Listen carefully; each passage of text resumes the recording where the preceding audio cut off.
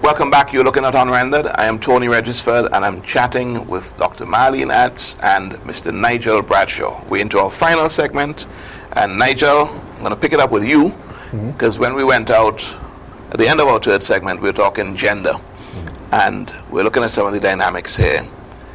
What has been your observation in terms of male-female ratios with intake and subsequent to that, the people who graduate?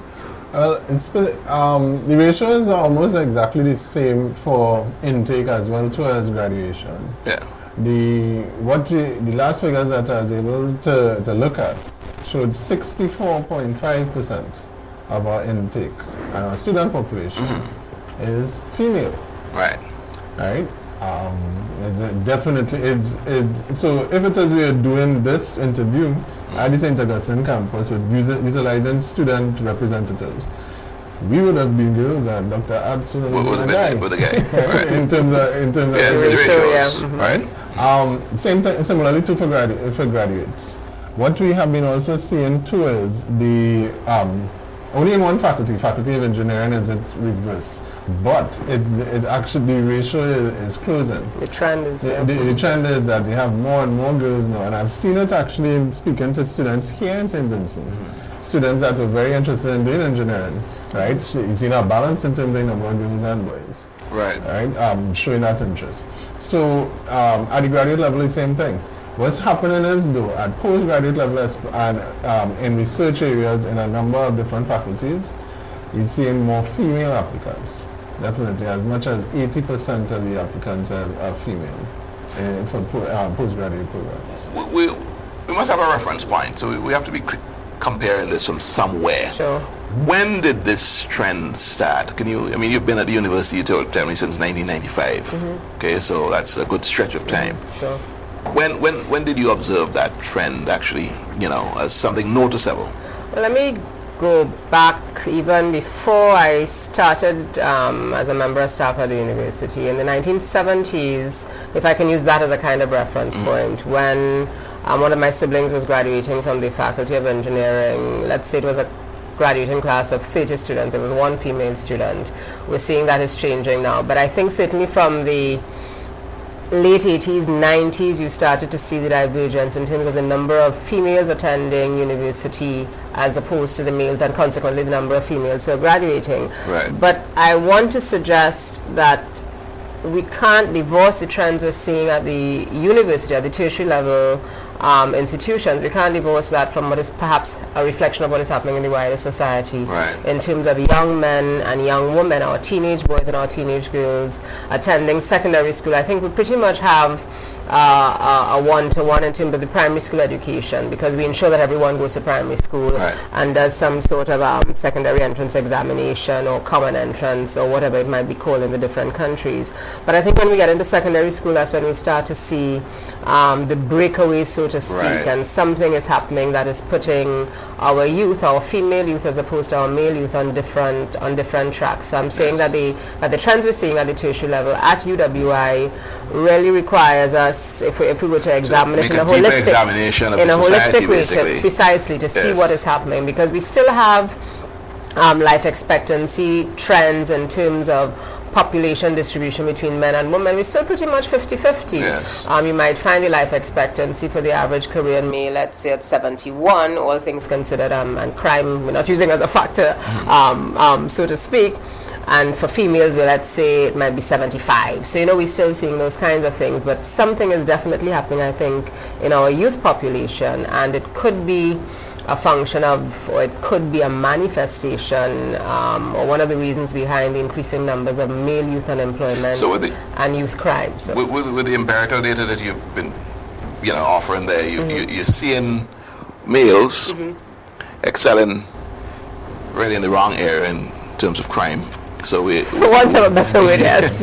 So we're outstripping the ladies there, but we're falling behind when it comes to education, in the academics. Yeah, that is what the data would seem to suggest. And I think why I was suggesting that we need to to go behind the tertiary level numbers is because there are implications for our long-term development planning in our countries. Yes. If it is that we have this trend, I'm not saying that women are not capable, but I also think that we need to be concerned about what is happening to our men. And this is not divorced from what we're seeing happening in the international community. The riots in the United Kingdom last year, I was surprised to see the number of females involved, but it was predominantly youth.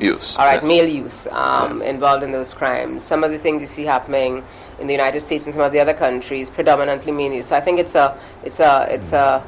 an unfortunate indicator of globalization that we've now joined that global trend. But I think we have to arrest it, because ultimately our economies can ill afford to have these trends continue into the future, because there are implications for our labor force, for our aging populations, health concerns, family life, all of these kinds of things. I think is the University of West Indies doing any, because it is a phenomenon, and is the University of the West Indies doing any sort of research, and not just research, but prescriptive research in terms of making strong recommendations for certain things within the education system to get that ratio back on an even keel, as in, 50-50 male, females doing the entry?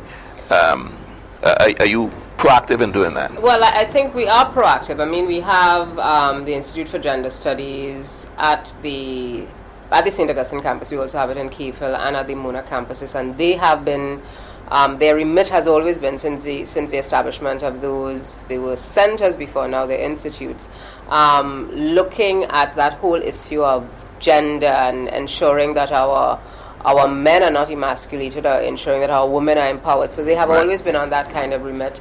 In my own research, I try to do some of it. I don't purport to be a gender specialist, but I try to look at some of the issues from a socioeconomic perspective and what the long-range trajectory might be. And I know in the Faculty of Engineering, I don't know if Professor Copeland mentioned that yesterday when he was here, they started an initiative. I'm not too clear on all of the details, but visiting technical vocational institutions in Jamaica. I know he recently conducted a visit like that, trying to see how they were treating with it. And I participated in some research back in 2000, looking at youth unemployment programs throughout the Caribbean, trying to identify what was happening there, because even back at that time we recognized that something was happening to our young men, and our youth training programs needed to be refocused, to be implemented in some cases to suit the changing needs of our male youth population. And I know that there are we have some efforts like that in Trinidad and Tobago, but I don't know the extent to which we're still focusing on the gender dimension. Girls getting into hairdressing, nail technicians, cosmetology, and boys getting into trade, or getting into some of the other kinds of cosmetology as well, because we know that we have a changing environment, and men also looking after themselves now, almost as much as some women might be looking after themselves. So you suggesting men are getting paid? I wasn't suggesting that. I'm just saying that men are looking after themselves better than they used to. But I certainly think it's something that all of our governments, insofar as we talk about chronic levels of crime, and our concern with that, I think we need to step back and not simply see crime as the issue, but certainly see crime as a symptom of something else. Several of the things that might be happening there, including how people are accessing tertiary level education and what is happening at the secondary school level as well. Yes. We're coming to the dying moments of this program, but I want to ask you about the University of Trinidad and Tobago in the context of, here it is, you've got the well-established campus, University of West Indies, in St. Augustine, and now you have the University of Trinidad and Tobago, which is brainchild of some government. I don't know which government, but is this a good thing in your mind or a bad thing? Does it take away from UE? Does it sort of undermine the efforts of UE in terms of people's perception? Why is Trinidad having to have a second university when there's University of the West Indies? What's the consensus here? One of the things that I am very pleased about with having a dual arrangement in terms of choices of universities for the population at home, but not just at home. I mean, it's happening in the Bahamas, it's happening in Jamaica, it's happening in Barbados, everywhere, right? If Professor Copeland in another forum this morning was speaking about the fact that developed countries have 16 to 20% of the population being university trained, having access to university training. We are about 4% on average throughout the region. If you have more universities, you have more persons trained. We moved from having, in 1981, possibly only 7,000 persons being able to graduate from the University of Western St. Augustine campus to moving now in 2011, because we don't have 2012 figures yet, to 48,000 students being able to graduate. So it's more access then. It's more access, expanded access more, and so on. Right. In fact, what is happening too is a harmonization arrangement in terms of you might have specific faculties offering degree programs, but the degree programs are specific to a particular need. So that the University of Trinidad and Tobago may have a faculty of education that is all about preparing specifically teachers. The University of the West Indies Humanities and Education is about understanding the education and its dynamics. Right, so you're complementing each other. Well, that's certainly good news. Unfortunately, we are at the end of our program here. I really do hope that you guys have had the sort of success that you're looking for on this roadshow that you're here on. Dr. Atz, I want to invite you back here. I don't know how I'm going to do it, to discuss a particular area of research that you're into, which is sustainable tourism development. And, you know, that's a hot topic, and I would absolutely love to have you on another edition of Unrendered here in St. Vincent and the Grenadines. It would be my pleasure. I'd like to invite you back. Thank you. Thanks for coming. Thank you very much. Thanks. Thank you. Thank you. This has been another edition of Unrendered. Jomo Thomas is up next with Plain Talk.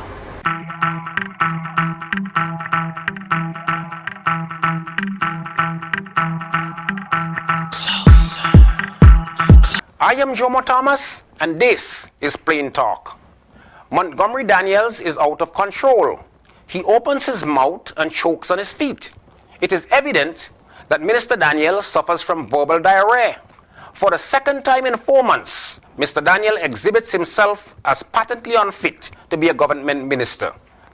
Displeased because he was asked to give way to the alien opposition representative Daniel Cummins, Daniel commented adversely on Cummins' bad back. He implied that Cummins should resign for fears that his conditions might deteriorate and he might be forced to come into Parliament in a wheelchair. Daniels' insensitivity was too much for even the hard-hitting Gonzalez, who rose to wish Cummins a speedy recovery. Last September, Daniels insulted every black, East Indian, and Portuguese citizen of our country.